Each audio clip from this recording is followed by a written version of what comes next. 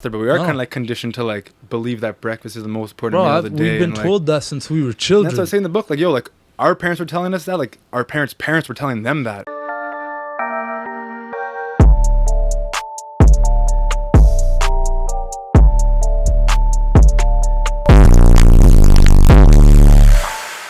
What was your first video? Like, what was the first idea? What was the first thing? This is the funniest part. Like, my first video was just like a little intro video, but like my second video that I actually did was, which is very ironic, is like about breakfast being the most important meal of the day. That's so But now, funny. like my mentality is like, yo, breakfast is the least important meal of the day. And like my ebook, quick fucking shout out right there. Please breakfast is plug it. making you fat, and like I stand behind that like thoroughly until the end, bro, because I really do believe that. Because like nowadays, breakfast is just like dessert, cakes, hash browns.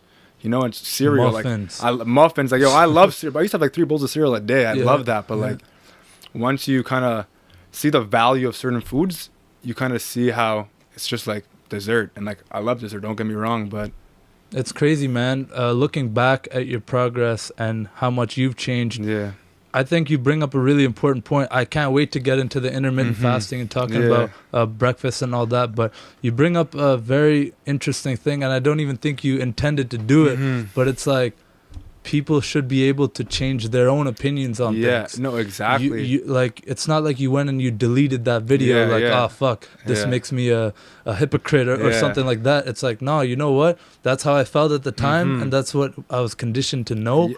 And it goes back to that too. It's like, I didn't mean to cut you off there, but we are kind of like conditioned to like believe that breakfast is the most important meal of the day. We've been told that since we were children. That's what I say in the book. Like, yo, like our parents were telling us that. Like our parents were telling them that. Oh, sure you been need passed this down from, energy. This is kickstart your metabolism. All this shit, bro. All And, these and then myths. you think like, yo, if I don't eat breakfast, I'm gonna lose muscle. I'm gonna lose something. And like, it's the complete opposite. And I remember, like, you know, being in high school, as an athlete, you're thinking, yo, what are these people doing not eating breakfast?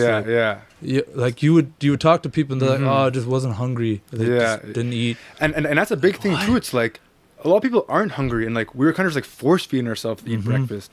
So it's like that, especially when you do that. One thing I've talked about in the book is that like, based on studies as well, like when you consume breakfast, you are much more likely to overconsume calories throughout the whole entire day. Absolutely. And at the end of the day, men lie, women lie, the numbers don't, bro. The calories, everything comes down to the calories. Yeah. So like if you're like, I want to look good, but I don't want to kill myself to be looking good. Like when I used to diet back in the day, like before I was very knowledgeable on the subject, even I'm not even that knowledgeable now. There's still a lot to learn. Like it's a never ending process, but like you just realize that everything that you're told from all this stuff isn't as accurate, and like, I kind of lost my train of thought right there. No, like, all good, man. Yeah, man. When we're talking about stuff like nutrition, where that's what I was gonna say. Is like, when I used to like diet, like I would eat a meal, and like when you eat from first thing in the morning to like last thing before you go to bed, there's such a big gap in between meals.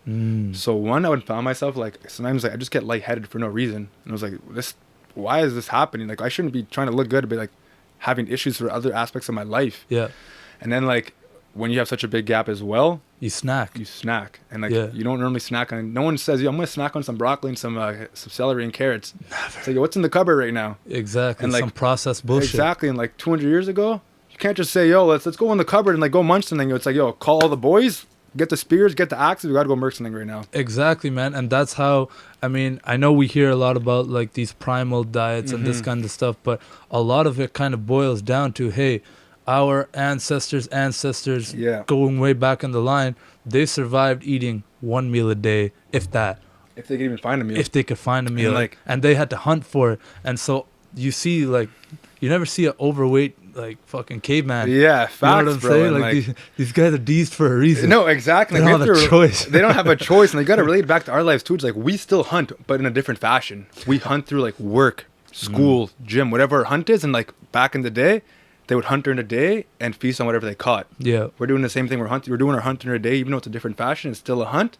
Then we feast on something at night.